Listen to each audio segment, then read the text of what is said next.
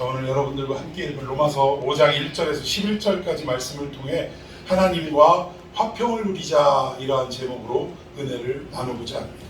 우리 지난 4장의 말씀은 좀 더 요약을 하자면 1장은 이방인들의 죄악에 대해서 드러냈다. 그래서 이방인들만 죄인인 줄 알았더니 2장에 넘어가니까 이제 누구의 죄를 언급해요? 유대인들의 죄를 언급하더라는 거예요. 야, 이방인들 욕하지 마라. 니들의 모습을 보니까 이방인보다 더하면 더했지 덜한 거 하나도 없더라. 이 2장에 그렇게 말씀하시고 3장에 넘어와서 이 땅에는 이방인이나 유대인이나 의인이 한 사람도 없다. 그래서 하나님의 의에 이를 자가 찾아볼 수가 없다라는 우리 인간의 실존에 대해서 분명하게 선포했다는 거예요. 여러분, 우리가 구원론에 있어서 하나님 앞에 예수 그리스도의 십자가로 말미암아 구원을 얻는 데 있어서 첫 번째 발걸음은 어디서 시작되냐? 우리 인간의 실존을 스스로 깨달아야 된다. 우리는 하나님의 법이 아니면, 하나님의 의인 예수 그리스도가 아니면 우리 스스로 의로워질 수 없는 영락없는 죄인임을 우리 스스로 깨닫고 고백하는 것이 우리 구원의 시점이라는 거예요. 시작이라는 거예요. 그래서 이 부분이 너무나도 중요합니다. 자, 그리고 4장에 넘어왔더니 하나님이 율법을 주셔서 결국 어떻게 하셨어요? 우리를 죄인을 깨닫게 하시고, 죄인임을 깨달은 동시에 누구 앞으로 인도하더라? 예수 그리스도 앞으로 인도하더라. 이렇게 율법을 통해 이런 은혜를 주셨는데, 결국 예수 그리스도 앞으로 인도됨을 통해 우리가 하나님의 뭐가 됩니까? 자녀가 됐다라는 거예요. 그것을 하나님의 의가 나타났다 하고, 한 의가 나타나서 우리를 그렇게 만들어 주셨다, 하나님의 자녀 삼시게 하셨다라고 4장에서 선포를 하는 것입니다. 근데 우리가 분명하게 4장에서 하나님의 자녀됨을 여러분 믿으십니까?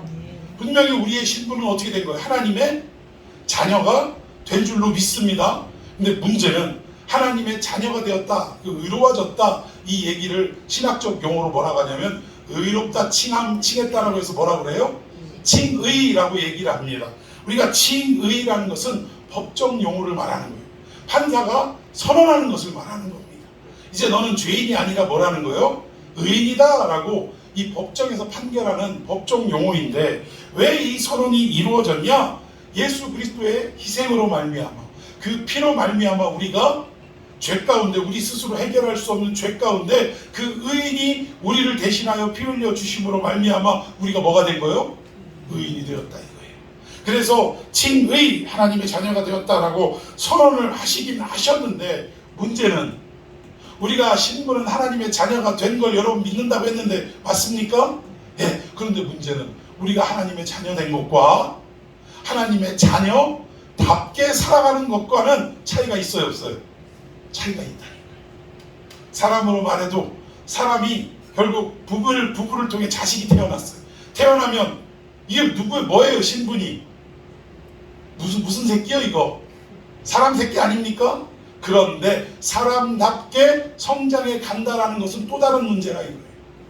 우리가 흔히 얘기하죠. 이거 인두껍을 섞으면 얼굴은 사람인데 그 속은 뭐라는 거예요? 짐승이라, 이거 짐승 맛도 못하다 이 얘기입니다. 이거는 사람이긴 확실하지만 그가 사람답지 못하다라는 이러한 어떤 저주와 욕이라는 거예요. 하나님의 자녀가 된 우리의 신분도 마찬가지예요. 분명히 예수 십자가 피로 말미암아 우리가 자녀가 됐음에도 불구하고 우리가 이 땅을 살아가면서 하나님의 자녀답느냐? 이건 별개의 문제예요. 오늘 이 5장이 바로 그 부분에 대해서 설명을 하는 내용입니다. 과연 우리가 신자다운 삶을 살아가느냐, 성도다운 삶을 살아가느냐, 이 부분에 대해서 하나님께서 말씀하고 있다는 거예요. 바울을 통해. 여러분, 옛날 동화 중에 여러분 기억하시는지 모르겠어요. 왕자와 거지 아십니까? 마크 트웨인의 작품인데 내용은 잘 아시니까, 왕자도 이게 헨리 8세, 영국의 헨리 8세의 그 통치 시대를 배경으로 하는데, 헨리 8세가 아들을 낳네요. 병사죠. 그런데 그 아들을 낳는 그 순간에 저 궁궐 바깥에 이 불황아 거지들 중에서도 아이가 하나 태어났는데 톰이라는 아이가 태어났어요. 근데 신기하게도 둘은 어때요? 자라가는 환경, 여러가지 형편은 다 천지 차이인데 생긴 얼굴이 어때요? 똑같았더라 이거야. 근데 어느 순간인가 이 아버지, 알코올 중독자 아버지에게 매를 넘겨서 이리저리 도망다니다가 어떻게 하다 궁궐 안쪽으로 어떻게 들어오게 돼서 숨어 있었어요. 근데 궁궐 안을 이렇게 배회하고 또 이렇게 산책을 하는 이 아들 에드워드에게 딱 그 톰이 걸린 거예요. 근데 걸리자마자 서로 깜짝 놀란 게 뭐가 똑같아? 얼굴이 똑같은 거예요. 그러니까 왕자는 이 왕궁의 삶이 너무 답답한 거예요. 그래서 이 톰은 뭐 언감생신 궁궐 안에 들어와 보지도 못할 인생인데 이 왕자가 야 너하고 나하고 얼굴이 똑같으니까 옷을 바꿔 입고 한번 서로의 삶을 바꿔서 살아보자 이래서 결국은 이 왕자는 궁궐 밖으로 나가서 거지 옷을 입고 어떻게 해요? 아버지에게 잡혀서 매도 맞고 누가 뭐라고 하면 무엄하다 이랬다가 그지가 미쳤다고 두드러 맞고 하여튼 그러면서 뭘 깨닫냐면 궁궐 안에서의 정치와 통치가 이 서민들에게 이 빈민들에게 미치는 게 온전하지가 않구나. 이거는 내가 왕이 되면 바른 정치를 해야겠구나 라는 것을 깨달았다는 거예요. 근데 반대로 그 거지 톰은 왕자의 옷을 입고 왕국에서 사는데 그전에는 여기저기 떨어진 거 없나 먹을 거 주스러 다니고 이랬는데 왕자님 식사하셔야죠 하고 진수성찬을 차려다 주고 왕자님 씻으셔야죠 목욕까지 시켜주고 왕자님 옷 입으셔야죠 옷도 갈아입어주고 침대에 누우셔야죠. 맨날 딱딱한 땅바닥에 누워서 자던 이 톰이 푹신한 침대에서 잘라니까 몸이 어때요? 편해요? 아니면 이상해요? 이상한 거예요. 왜 그래요? 자기의 육신이 뭘 기억해? 땅바닥을 기억하는 거예요. 여러분 제가 이 동화 얘기를 굳이 꺼낸 이유가 있습니다. 우리가 죄인이었는데 하나님께서 예수 그리스도를 이 땅에 보내셔서 하나님의 자녀로 우리를 삼아 주셨다라는 거예요. 믿습니까? 근데 우리의 신분은 마치 거지 톰이 왕자가 된 것처럼 바뀌었는데 침대에 누울 때 이 푹신푹신한 게 몸에 익어요 안 익어요? 안 익는 거예요. 자꾸 땅바닥에 내려가서 딱딱한 곳에 자고 싶고 원한 금침 덮어줘도 그게 익숙하지가 않은 거예요. 그냥 거적대기 하나나 아니면 뭐 이불도 안 덮고 그냥 자는 게 편한 거예요. 무슨 말이냐? 하나님의 자녀가 우리가 분명히 되었음에도 불구하고 우리의 육신은 자꾸 뭐를 기억해요? 죄를 기억하고 어둠을 기억하고 또 그 진흙구렁에서 뒹굴던 그 시절을 자꾸 기억하는 거예요.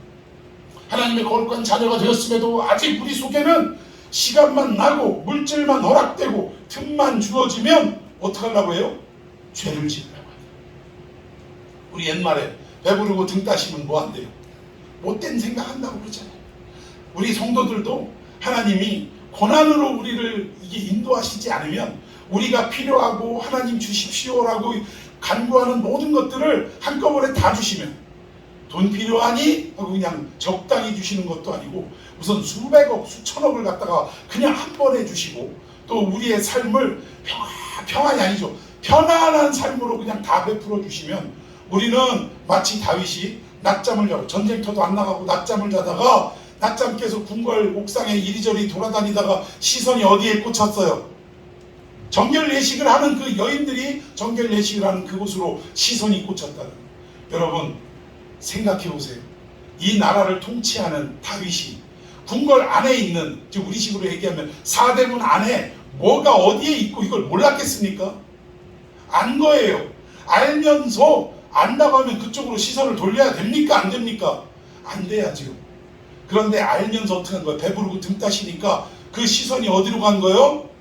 그쪽 정결 예식을 하는 여인들이 정결 예식을 하는 그곳으로 눈길을 돌린 거예요. 여러분 우리 인간은 이렇습니다. 하나님이 당신의 아드님을 대신 죽게 만드셔서 우리를 대신하여 희생하게 만드셔서 그 모든 죄값을 치르게 만드셔서 우리를 하나님의 자녀로 회복시켜 주셨는데 우리는 아직도 시선이 틈만 나면 어디로 향한다고요? 죄로 향하는 거예요. 허물로 향하고 이렇다라는 것입니다. 그래서 오늘 이 5장에는 우리가 하나님의 자녀로 4장의 신분이 회복되었는데 5장에는 신분만 회복된 것으로 된 것이 아니다.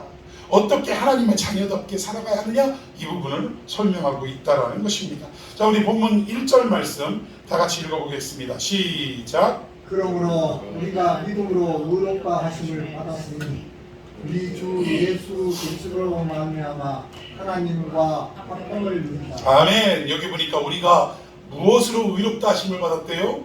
믿음으로. 믿음은 이미 설명드렸습니다. 우리 안에서 생성된 동의가 아니라고 말씀드렸어요. 이 믿음도 누구의 선물이더라?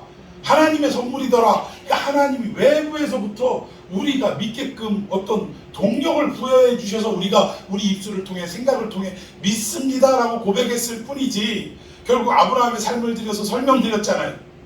결국 오래 기다리고 설득하고 그냥 어떻게든 깨우치려고 하나님이 인내를 가지고 이 아브라함을 붙잡아서 마침내 아브라함의 마음이 하나님의 역사를 통해 어떻게 했다? 하나님이 아브라함이 이를 믿음에라고 고백하셨다. 이게 믿음이라는 거예요. 이 믿음 때문에 뭘 받았다고요? 의롭다 하심을 받았으니, 우리 주 예수 그리스도로 말미암아 이제 우리가 칭의, 의롭다함을 받았으면 어떻게 해야 된다는 거예요? 하나님의 자녀답게 살려면 어떻게 해야 된대요? 하나님과 화평을 누려야 할 줄로 믿습니다. 우리 교회 이름이 뭐죠? 이것이 바로 하나님과 우리 사이에 반드시 누려야 할 평안이며 화평인 줄로 믿으시기를 바랍니다.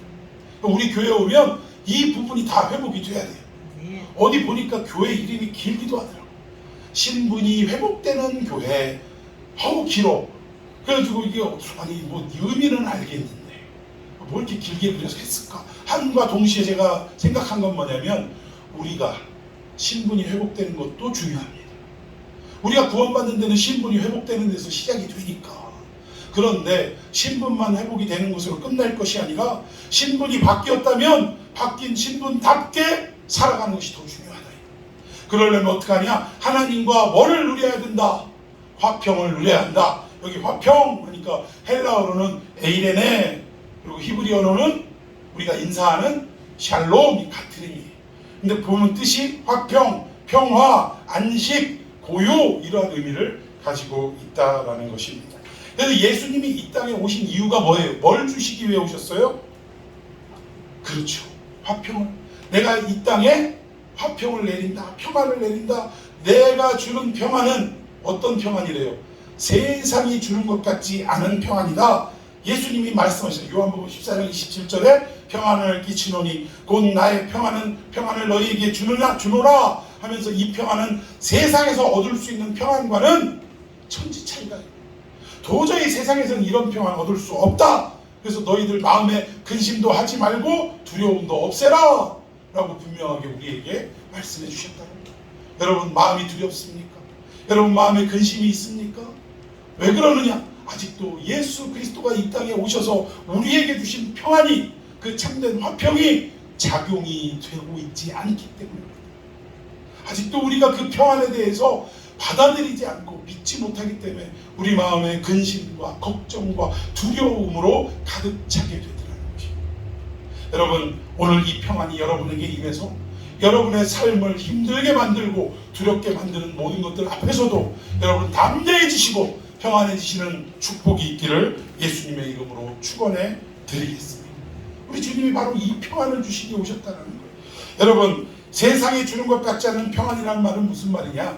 결국 이 말씀이 선포되어질 때는 이 유대 땅이 누구의 통치를 받고 있었죠? 로마의 통치. 근데 로마도 로마의 권력과 힘으로 말미암아 온 세상에 뭘 유지하고 있었어요? 평화를 유지하고 있었다는 거예요. 그 말이 무슨 말이냐면 팍스 로마라는 말이에요. 그러니까 이 평화는 분명 평화긴 평화인데 무엇으로 유지가 되냐면 로마의 힘과 절대 권력으로 유지되는 거예요. 쉽게 말씀드릴까요? 너 내 말 안 들어? 너 안 들으면 죽어. 그러니까 겁이 나니까 어떻게 해요? 알았어, 네 말 들을게. 이걸로 유지되는 평화라는 거예요. 근데 이 로마, 팍스 로마는 당장에는 로마가 힘과 권력이 있을 때는 유지되는 것 같지만 이 결국 로마의 힘이 영원합니까? 이 땅의 권력은 뭐예요? 권불, 10년, 화무, 11홍, 영원한 게 없어요. 그 권력은 이내 무너질 수밖에 없다라는 것입니다. 그렇다 보니까 로마가 힘이 있을 때는 이 평화가 유지되는 것 같았지만 이내 이 로마의 정권이 무너지니까 어떻게 됐어요? 그 평화 자체도 사라지게 되더라고요. 영원한 평화가 아니라는 것입니다. 그런데 우리 주님께서 이 땅에 오셔서 우리에게 던져주신 이 평안, 이 화평은 어떤 화평이냐?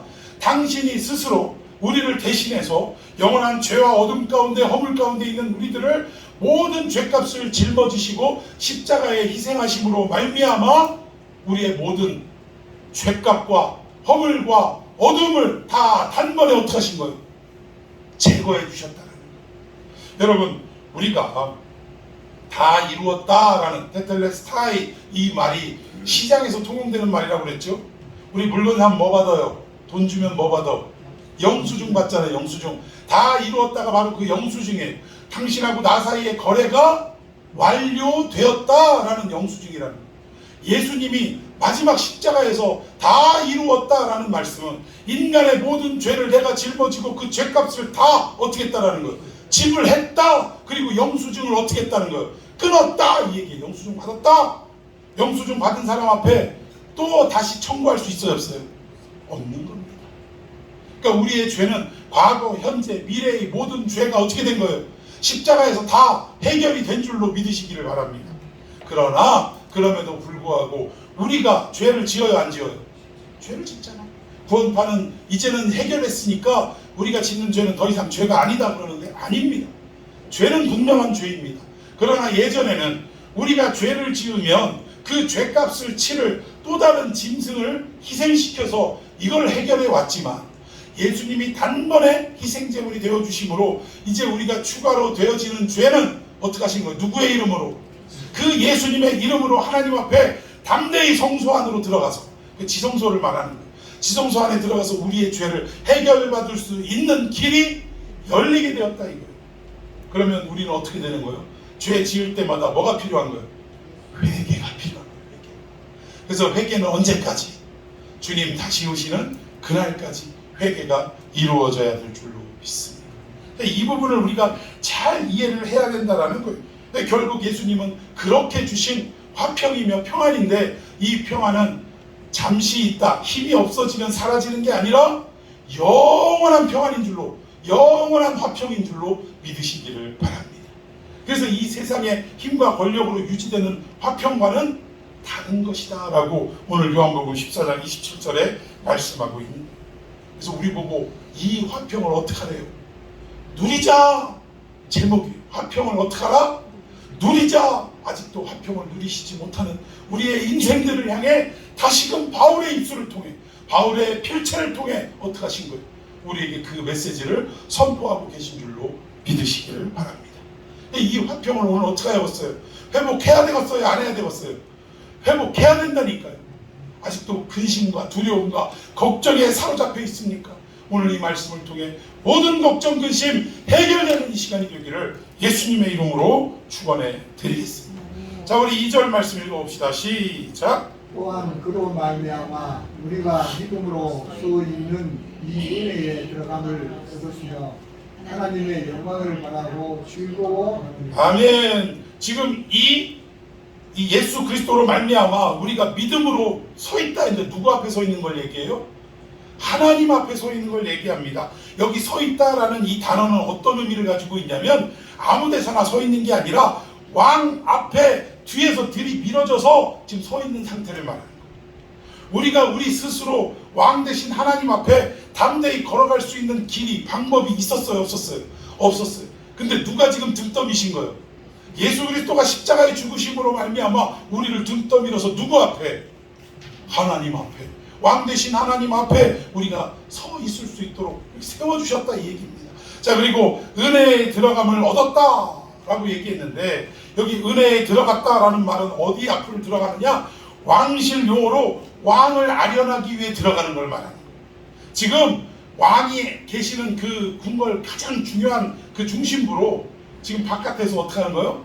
아련하러 들어가고 있는 중이다 이 얘기. 여러분, 이 얘기가 왜 이런 식으로 표현이 됐냐면 이 어떤 왕궁 용어로 왜 사용이 됐냐면 우리의 왕은, 왕 중의 왕은 하나님이신 줄로 믿으시기를 바랍니다. 이 하나님의 왕궁은 어디였냐? 첫 번째, 인간이 지으심을 받고 하나님의 나라, 그 왕궁에서 살았는데 그곳이 어디예요? 첫 번째 아담이 들어갔던 그곳이 어디예요? 에덴입니다. 에덴. 에덴이라는 것은 우리가 과수원으로만 생각하면 안 된다라는 거예요. 에덴이라는 이름 자체가 뭐예요? 기쁘고 즐겁다. 항상 하나님과 함께하니 우리의 마음이 어때요? 기쁘고 즐거운 상태라는 거예요. 근심 걱정 사라질 수밖에 없는 게, 제가 예전에 청년부 가르칠 때 한번 빛과 어두움에 대해서 설명을 하는데 한번 불을 다 꺼보라고 그랬어요. 근데 껐더니 어떻게 돼? 캄캄해 안 캄캄해? 그런데 불을 켜라 하는데 형광등이 켜지는 순간 우리 앞을 가득 메웠던 어둠이 순간 어떻게 돼요? 사라지고 환한 빛이 비추어지고. 여러분, 그래서 어떤 청년이 왜 이 얘기를 했냐면, 빛과 어둠의 경계가 어딘가요? 어디까지가 빛이고, 그러니까 이게 참 이게 철학적인 얘기인데, 이런 질문은 답이 있을까요, 없을까요? 세상에선 답을 못 찾습니다. 과학으로도 이걸 어떻게 찾을 거예요? 어디까지가 빛이고 어디서부터가 어둠인가? 그런 경계선이 어디 있습니까? 여러분, 그러나 분명한 것은 우리 광명하신 빛 대신 하나님의 광채가 비춰지는 순간 어둠이 존재할 자리가 있습니까, 없습니까? 없는 거예요. 빛이 없는 그곳이 어둠이고 어둠이 사라진 그곳이 빛인 줄로 믿으시기를 바랍니다. 자꾸 젊은 놈들이 엉뚱한 거 가지고 막 목회자들, 교육자들 힘들게 하려고 막 질문하고 그러는데 형광등 하나로 끝냈어요. 하여튼 우리가 이런 어떤 어둠 속에 있던 우리들을 이 밝은 빛으로 예수님이 들이밀어서 항상 우리 마음이 기쁘고 즐거운 상태가 됐다. 그런데 이 기쁘고 즐거운 하나님의 나라 왕국인 에덴에서 어떻게 됐어요? 쫓겨났다. 그리고 에덴의 동쪽을 두루 도는 화영검과 그룹을 어떻게 했어요? 못 들어오게 막아버리셨다라는 거예요. 막아버리셨다. 재미있는 건 나중에 출애굽기에 휘장, 성소를 짓게 하셨는데, 성막을 짓게 하셨는데 성소와 지성소 사이에 휘장으로 가로막았어요. 근데 희한하게 그 휘장에 문양이 있는데, 무슨 문양?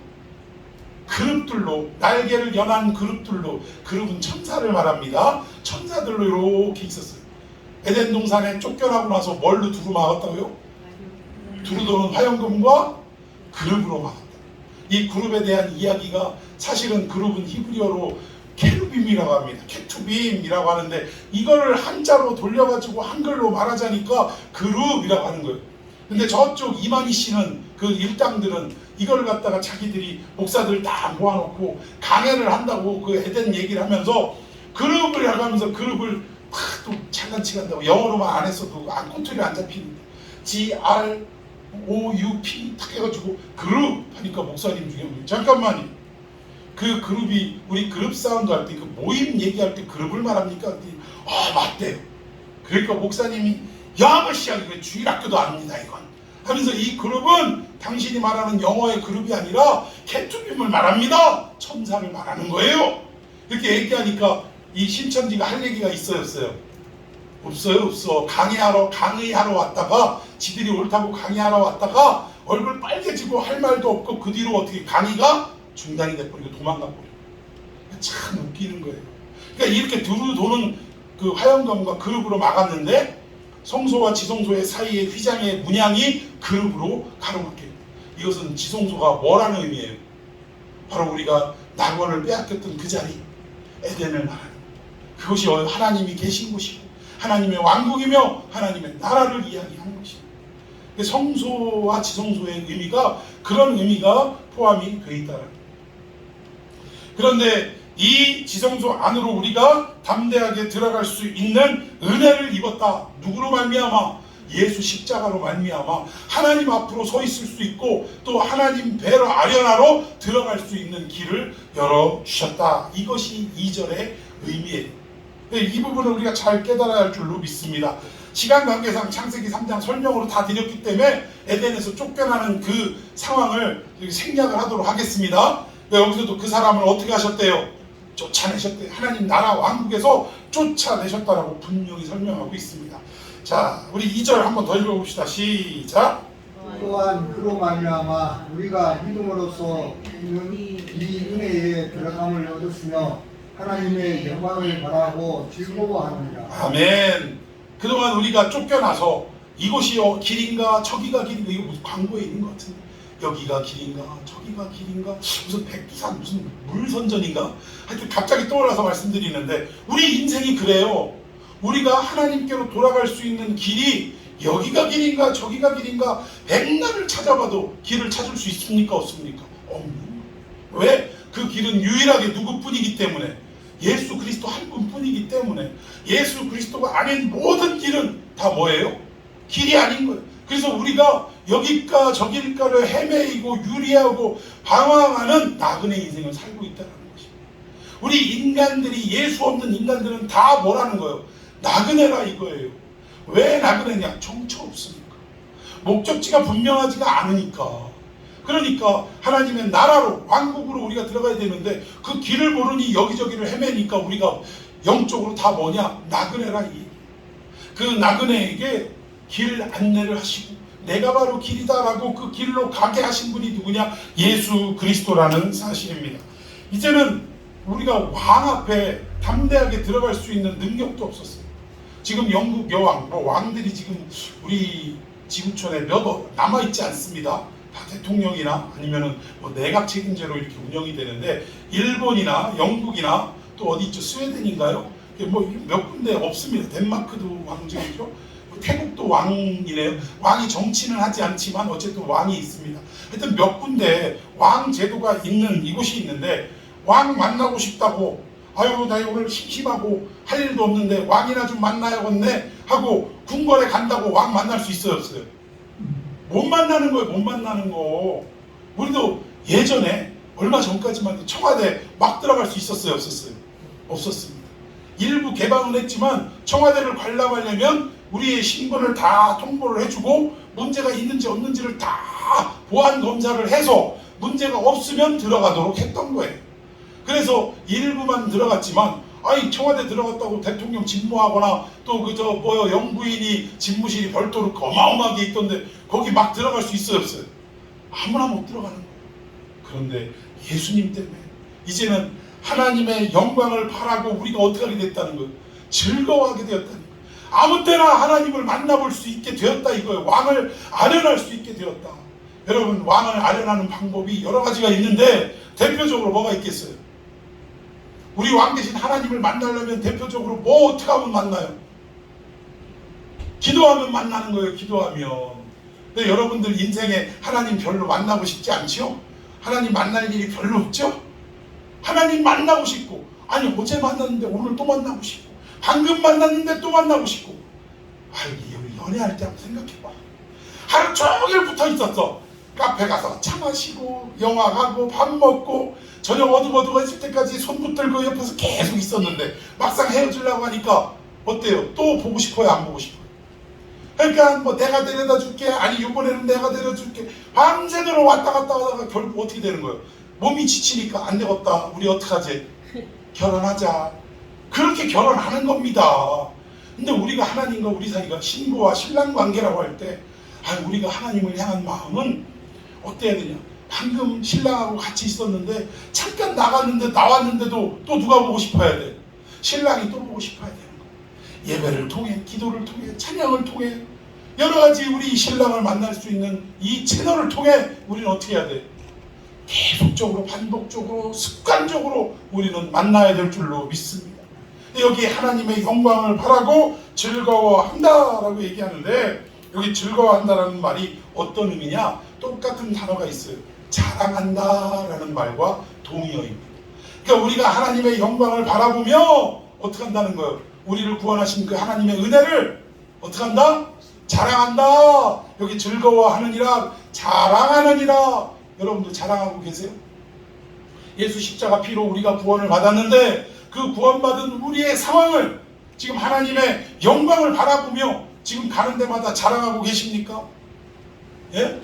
가는 데마다 하나님 얘기하고 내가 한 주간 동안 은혜 베풀어 주신 그 역사를 소개하고 가는 데마다 하나님 어찌나 그렇게 좋으신 분이신지, 나 같은 게 뭔데 나를 이렇게 구원해 주시고 나를 살려주시고 나에게 축복해 주시고 이만큼 살아갈 수 있게 하시는지 여러분들 자랑하고 계십니까? 대답이 없네. 여러분, 오늘 이 시점부터 여러분들 늘 하나님을 자랑하는 삶이 되기를 예수님의 이름으로 축원해 드리겠습니다. 우리 자랑 못했어요.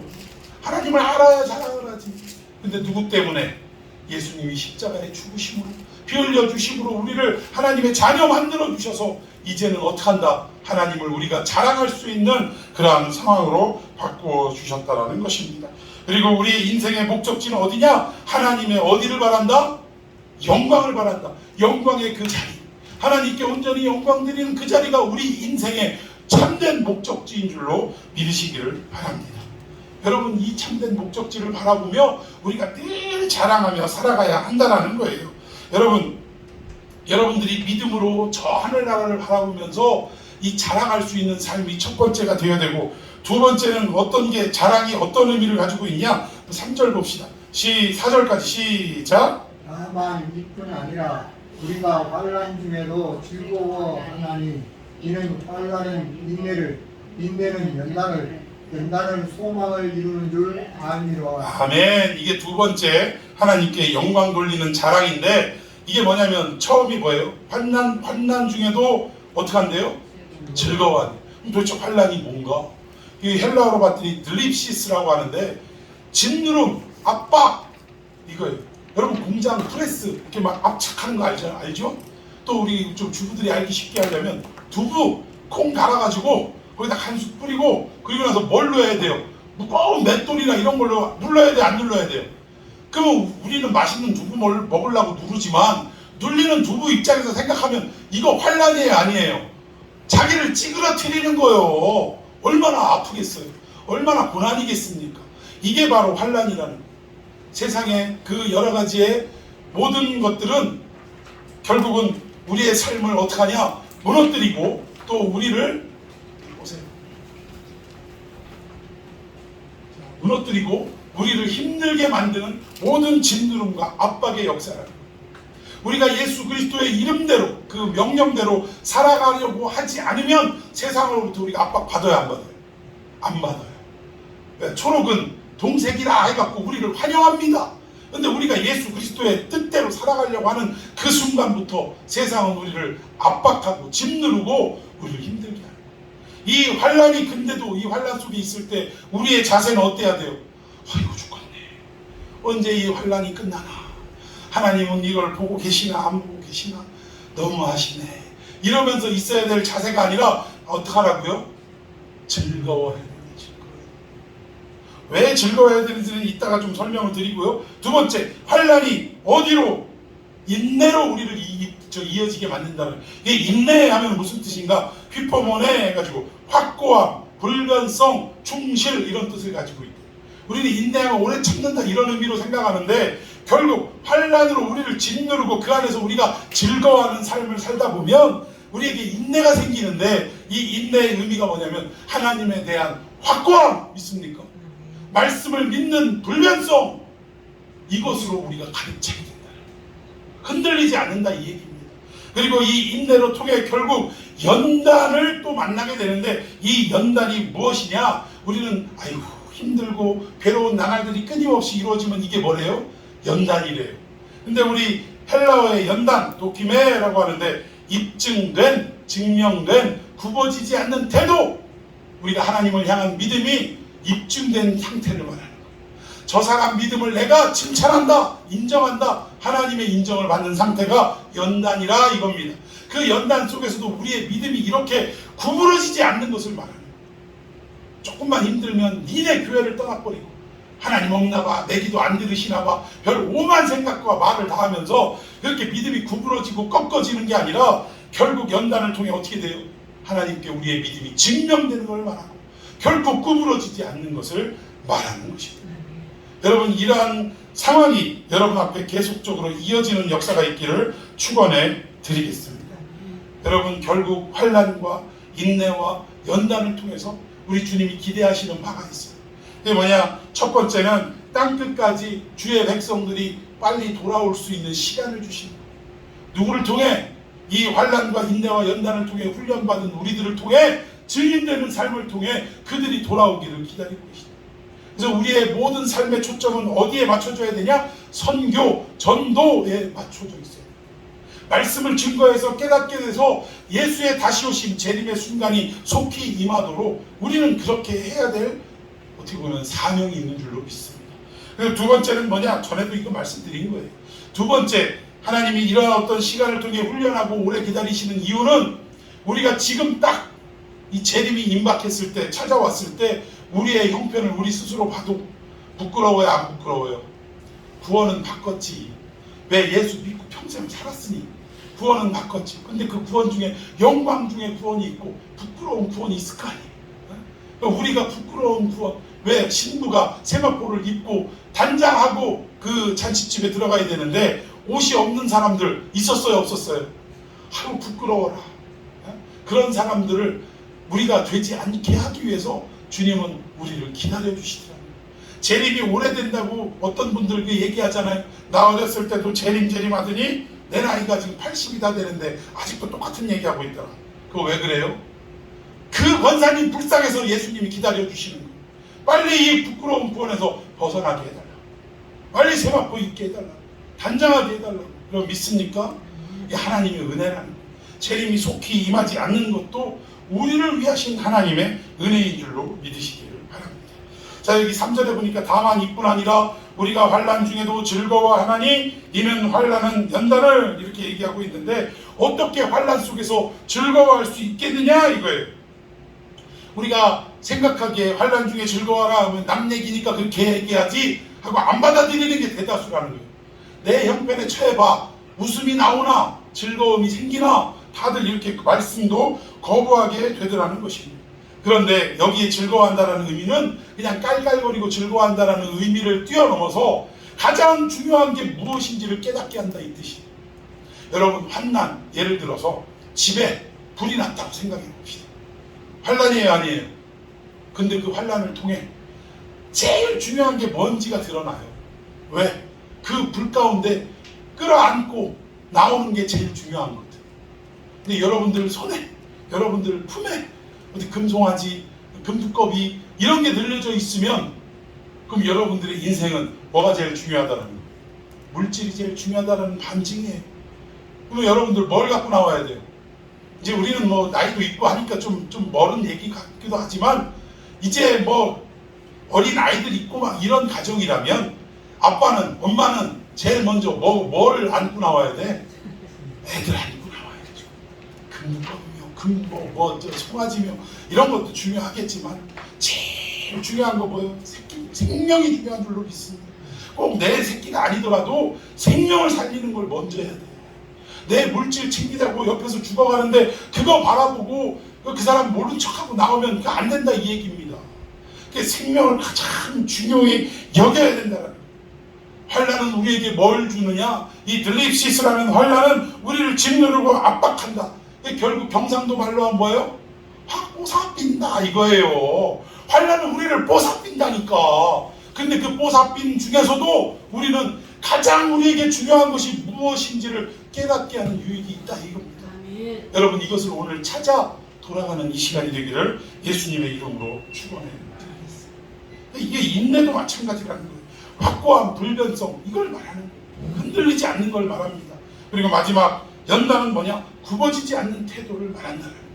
여러분 이 원리를 잘 기억하시고 여러분 인생의 환난이나 또는 인내가 필요한 상황이나 연단이라고 생각하는 이 모든 것들에 대해서 여러분 즐거워하고 자랑하고 오히려 기뻐하는 삶이 되기를 예수님의 이름으로 축원해 드리겠습니다. 자, 우리 5절 설명 나중에 하겠습니다. 자, 5절, 6절 시작. 소망이 우리를 부끄럽게 하지 아니함은 우리에게 주신 성령으로 말미암아 하나님의 사랑이 우리 마음에 부음하였으니 우리가 아직 연약할 때에 기약대로 그리스도께서 경멸하지 않은 자를 위하여 죽으셨다. 아멘. 이 얘기의 골자는 앞절까지 뭐냐면 이 땅을 살아가되 너희들이 하나님의 자녀로 살아가게 되는데 하나님의 자녀에게는 환난도 있고 인내도 있고 연단도 있다. 그러나 이 모든 것이 결국 무엇으로 매듭지어지냐? 하나님의 영광을 바라보는 소망으로 매듭지어진다. 이게 그 얘기인데 근데 환난과 인내와 연단이 쉬워요, 어려워요? 우리가 버텨내기 쉬워요, 어려워요? 어렵습니다. 그런데 하나님이 너 소망이 있는 거 한테 들었지? 믿지? 그러니까 환난, 인내, 연단을 혼자 한번 잘 헤쳐나가봐라. 내가 뒤에서 한번 잘 보고 있을게. 요 정도로 하시는 분이 아니라 그 어렵고 힘든 환난과 인내와 연단 속에 하나님은 우리를 혼자 걸어가라 독립심, 자립심을 키워주려고 그냥 혼자 보내시는 것이 아니라 누구와 함께하게 하시냐? 성령을 우리에게 보내셔서 성령님이 우리와 함께 동행하고 그 어려운 순간순간마다 예수 그리스도의 말씀을 떠오르게 하고 믿음을 붙들게 하고 마침내 이 모든 것들을 소망으로 인도케 하는 역할을 성령님이 감당하시도록 그렇게 해놓으셨다. 5절이 그거예요. 성령으로 말미암아 이 마음을 부음받은 바 됐다. 우리 스스로는 못하는데 성령으로 가능하다. 자, 그래서 성령님이 하시는 일이 뭔가 고린도전서 12장 3절 잘 보이시나요?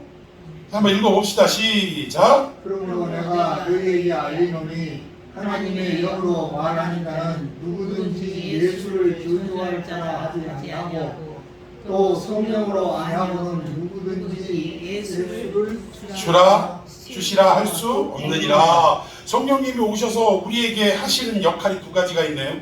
하나는 뭡니까? 성령이 아니고서는 예수를 저주할 자라 하지 않는다 이거예요. 그러니까 예수님에 대해서 비방하지 않고 예수님에 대해서 뭔가를 자랑하고 선포하는 자는 다 누구의 힘을 입은 자들이냐? 성령의 힘을 입은 자들이다. 예수님의 제자들이 다른 데 전도하러 갔다가 아니 예수님 따르지도 않는 것들이 자꾸 복음을 선포하고 이러던데요? 그러니까 이것들 그냥 짝퉁 아닌가요? 사글이 그냥 이것들을 하니까 예수님이 뭐래요? 아니 나를 저주하고 욕하지 않는 이상 그들도 다 뭐래요? 형제요 자매니라.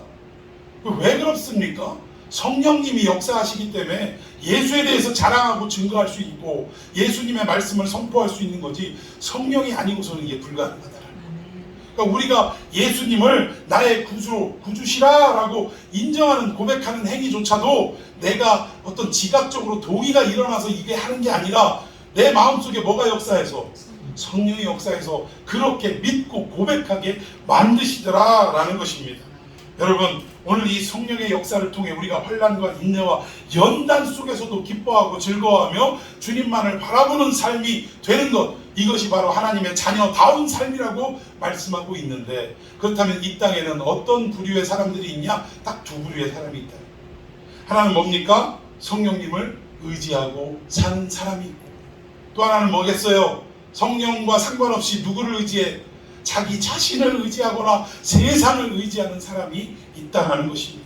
안타까운 것은 우리 교회 안에서도 하나님을 믿는 자녀들 안에서도 성령만을 의지하고 사는 사람과 자기의 육신을 의지하며 살아가는 사람과 분명히 두 부류로 나뉘어져 있다는 거예요. 성경의 모든 내용들이 밭 안에서의 역사입니까? 밭과 바깥에서의 역사입니까? 어때요? 예수님은요 밭에 바깥의 얘기는 거론해요 안 해요? 이거는 뭐 끝난 거예요. 거론할 가치도 없는 거예요. 근데 항상 밭 안에서 같은 밭 안에서 알곡도 자라고 뭐도 자라요. 쭉쟁이도 같이 자라는 거예요. 때가 되면 어떻게 하는 거예요? 쭉쟁이가 말라 비틀어져서 휘어지면 그때는 어떻게 해요? 싹 나는 그 골라다가 어떻게 하는 거예요? 불에다 던지는 거예요. 그러니까 항상 이것이 교회 안에서의 갈라짐의 역사고 믿음 안에서의 갈라짐의 역사라 해도 과언이 아니라, 그러니까 우리는 교회 다닌다, 우린 예수 믿는다 라는 사실만으로 안심해서는 안 된다는, 언제나 하나님께 떨어질까 늘 조심하고 두려워하고 어떻게 해야 돼요? 하나님께 붙어있는 삶을 살아야 한다는 것입니다. 여러분 이게 중요하다는 거예요. 성령께 붙잡혀 사는 신자, 나는 과연 그런 사람인가? 아니면 육의 소욕대로 살아가는 사람인가? 오늘 칭의, 의롭다 됨을 하나님의 자녀로 인정해 주심을 칭의라고 했는데, 오늘 이 5장의 내용은 이 신학적 용어로 뭘 말하냐면 성화를 얘기하는 거예요. 어떠한 세상적 삶 속에서도 끝까지 환난과 인내와 연단을 통해 소망으로 이어질 수 있는 우리의 삶, 성령을 붙들고 의지하고 바라보고 기대하고 또 그분 앞에 늘 간구하는 삶, 이것이야말로 우리를 하나님의 자녀답게 만드는 삶인 것을 여러분 믿으시고, 이 삶이 오늘 이 시간 이후로부터 저와 여러분 가운데 풍성하게 넘치기를 예수님의 이름으로 축원해 드리겠습니다. 우리 말씀 붙들고 기도하십시다. 하나님, 제가 하나님의 자녀 되었다라고 믿고 고백하고 살아왔지만 정작 하나님의 자녀다운 삶을 살았냐라는 질문 앞에는 아무런 대꾸도 할 수 없는 부끄러운 모습임을 이 시간 고백합니다. 하나님, 오늘 어떠한 세상의 모습 속에서도 우리를 공격하고 압박하는 이 상황 속에서도 환난 가운데서도 인내로 이어지게 하시고 인내 속에서도 연단 가운데 우리가 굽어지지 않는 모습을 갖게 하여 주시옵시며 마침내 하나님을 끝까지 소망하고 앙망하는 그러한 신앙인이 될 수 있도록 해달라고 우리 주님의 이름을 뜨겁게 부르며 함께 기도하겠습니다.